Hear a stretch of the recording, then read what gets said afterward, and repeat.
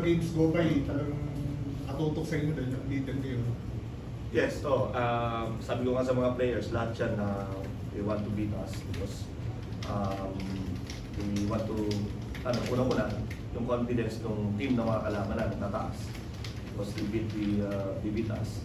So kami naman, ganun lang yung mindset namin. Mindset namin is malayo pa to. We experienced this before and yung mga experience namin yun, dinadala lang namin yun. So, we experienced last conference were 2-5 like that, parang 1-5 pa nga yata. And then last season we're 7-0. So, yan, ganyan. So, babalik lang namin yung mga experience namin. And then, doon kami magsisimula on how we will ayusin namin yung mental aspect ng mga players, ng buong team namin.